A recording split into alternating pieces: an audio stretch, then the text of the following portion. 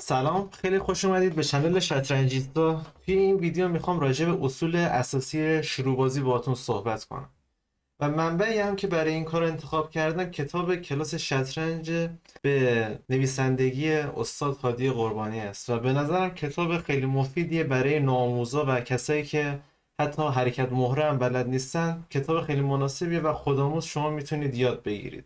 حالا من یه چند تا مثال از این کتاب آماده کردم و میخوام بهتون توضیح بدم، ولی به نظرم این مثال ها کافی نخواهد بود و نیاز داره که یک بازی عملی رو انجام بدم توی سایت لیچس یا chess.com و اونجا منظورم رو بهتر بهتون انتقال بدم. اول باید بدونیم که هدف کلی شروع بازی توی شطرنج چیه. هدف کلی شروع بازی تو شطرنج واسه هر دو رنگ اینه که مرکز رو در اختیار بگیرن و سریع مهرهاشون رو گسترش بدن، امنیت شاهشون رو تأمین کنن.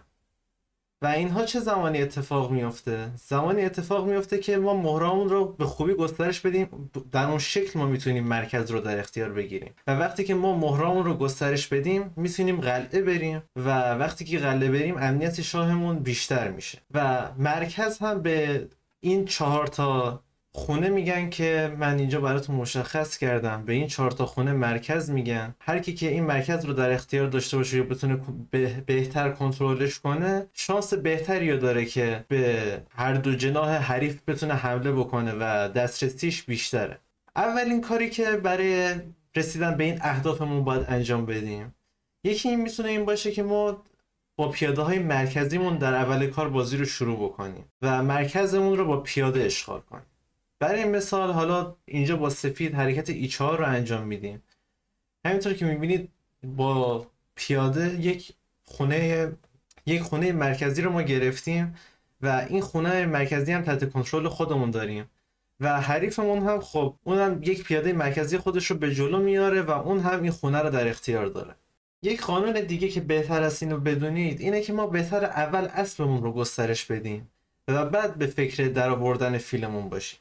برای چی؟ برای اینکه اسبمون تقریبا جایگاه مشخصی رو داره ولی فیلمون میتونه با توجه به ساختاری که مهرای حریف داره میتونیم تصمیم گیری بکنیم فیلمون رو کجا بذاریم. برای مثال الان بهترین اینجا برای اسب اینه که به سمت مرکز بیاد، یعنی اسب F3 بازی کنیم.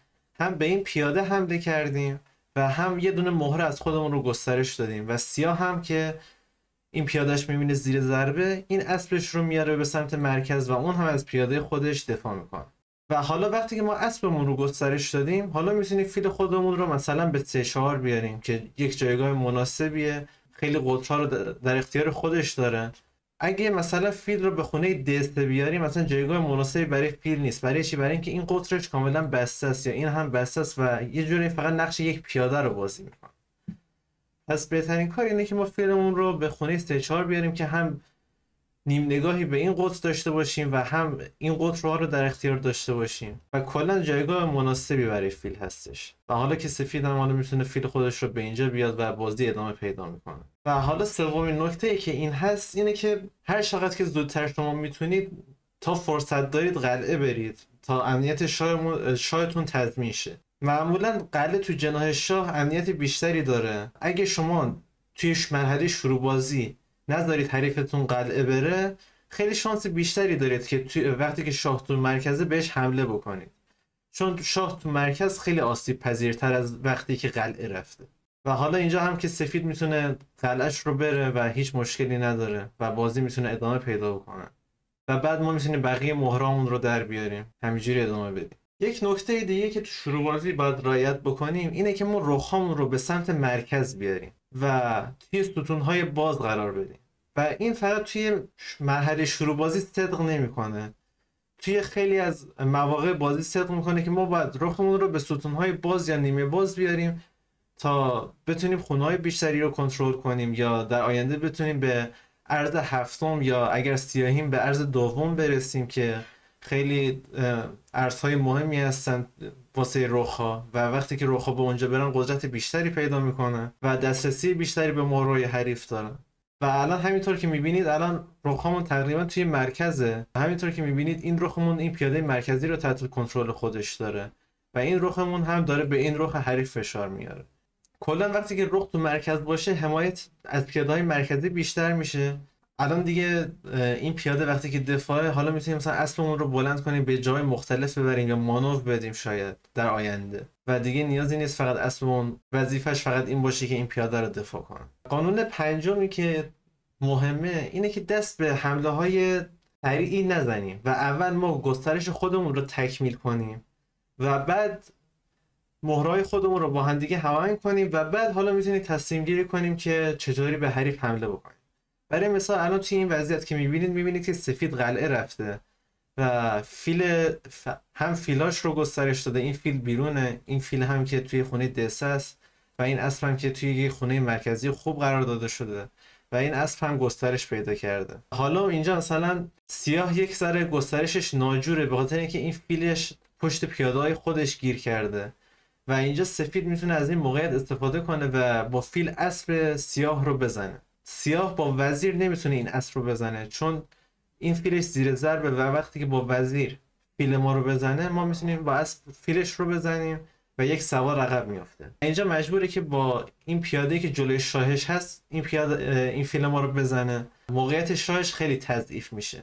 اینجا بعد از این حرکت حالا ما میتونیم وزیر خودمون رو بیرون بیاریم و کیش بدیم. شاه هم که مجبوره به این خونه بیاد چون اگر به خونه اچش بیاد این پیادهش زیر ضربه و راحت از دست میره. شاه رو به خونه افش میاد و از طرف اف انجام میشه. یک قربانی تاکتیکیه که باعث میشه که موقعیت شاه خیلی تضعیف بشه.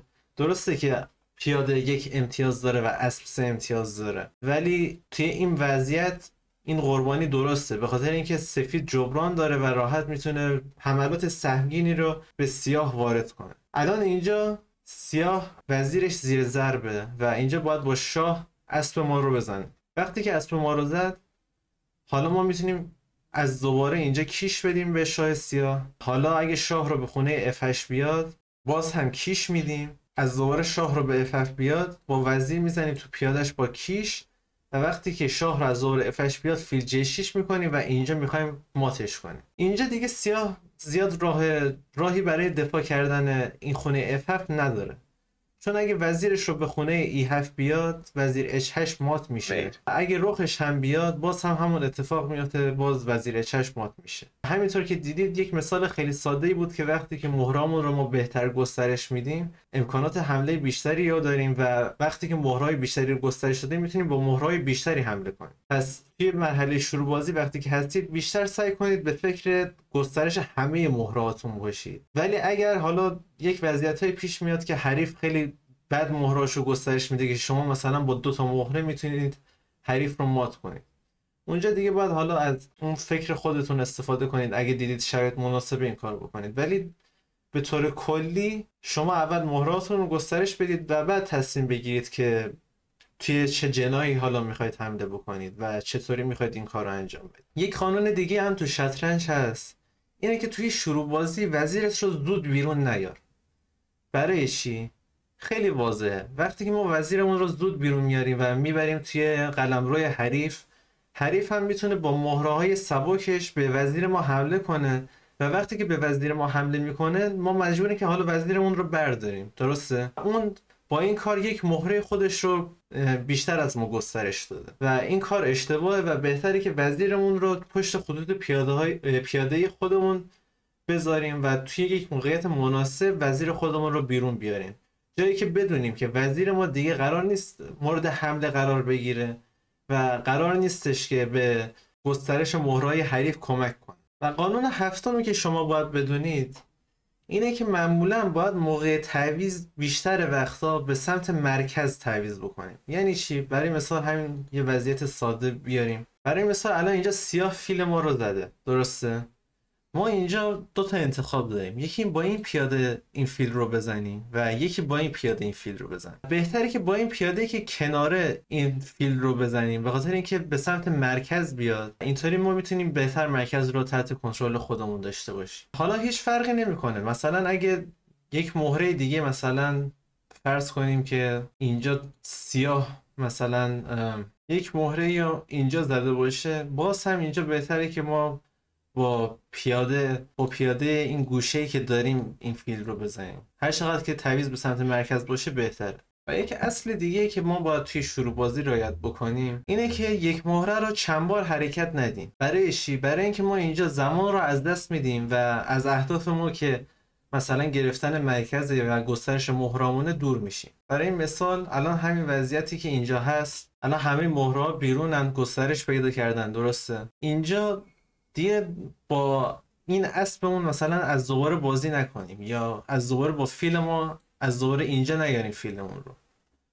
و اینجا اصلا بهتره که قلعه بریم، بعد حالا وقتی که قلعه رفتیم و حریف قلعه رفت، حالا این پیاده رو بریم جلو و این فیل خودمون رو آزاد کنیم، سعی کنیم گسترش بدیم و همینطوری بازی رو ادامه بدیم. از حرکت‌های اضافی پیاده هم ما باید پرهیز کنیم. مثلا حرکات پیاده توی گوشه صفحه زیاد اهمیت خاصی نداره و بعضی موقع باعث تضعیف مثلا قلعه‌مون میشه، ولی بعضی وقتا باید انجامش بدیم ولی لزومی نداره در اکثر مواقع. توی شروع بازی یک نکته دیگه که ما باید رعایت بکنیم اینه که ما الکی کیش ندیم. خیلی ها ممکنه که اول وقتی که شطرنج رو شروع میکنن دوست دارن کیش بدن، حمله بکنن یا مثلا مهره های حریف رو بزنن، ولی توی شروع بازی بهتره که این کارا رو اصلا انجام ندیم. برای چی؟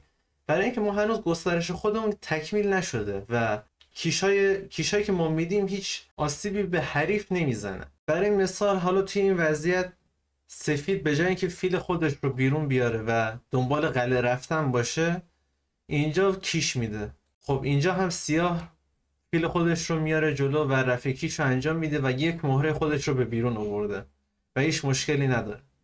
و اینجا از دوباره سفید باز هم کیش میده. اینجا سیاه دومین مهره خودش رو به بیرون میاره و اسب خودش رو گسترش میده. اینجا باز سفید اشتباه میکنه و مهره‌ای که قبلا گسترشش داده یک بار دیگه بازی میکنه و به این خونه میاره، به خاطر اینکه میخواد به این اسب سیاه فشار بیاره، چون الان یک آشمزی رخ داده.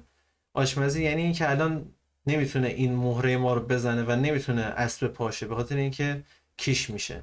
به این میگن یک آشمزی کامل. خب اینجا با سیاه هیچ اهمیتی به این موضوع نمیده و قلعه میره. اینجا هم سفید اسب رو میزنه، سیاه هم میزنه و با وزیر سفید این پیاده رو میگیره. به نظر میاد یک پیاده جلو افتاده، ولی خیلی موقعیت ها رو، خیلی امتیازها هم از دست داده. الان سیاه رخ خودش رو به این خونه میاره، همونطور که دیدید به یک خونه مرکزی آورده و میخواد این ستون رو کنترل کنه. اینجا هم سفید توی دام سیاه میفته و وزیر سفید رخ آهش رو میزنه. اینجا هم سیاه یه دونه کیش میده با فیل، هم اینجا با رخ کیشه و هم با فیل کیشه. اینجا مجبوره که شاه خودش رو بلند کنه و به خونه D1 بیاره، چون خونه D2 رو که نداره، E2 هم نداره و مجبور شاه خودش رو بلند کنه و آخر سر توی این خونه مات میشه. سفید با این اشتباه که هم وزیر خودش رو زود به بازی آورد و هم کیش الکی داد، باعث شد که سیاه مهرهای خودش رو گسترش بده و همینطور که میبینید سفید یک مهره جلوه ولی مات شدش، به خاطر اینکه هنوز شاهش تو مرکزه و قلعه نرفت. و قانون 11 که بهتره که بدونید، حالا مختص شروع بازیه، اینه که اگر توی گسترش عقب هستیم بازی رو باز نکنید.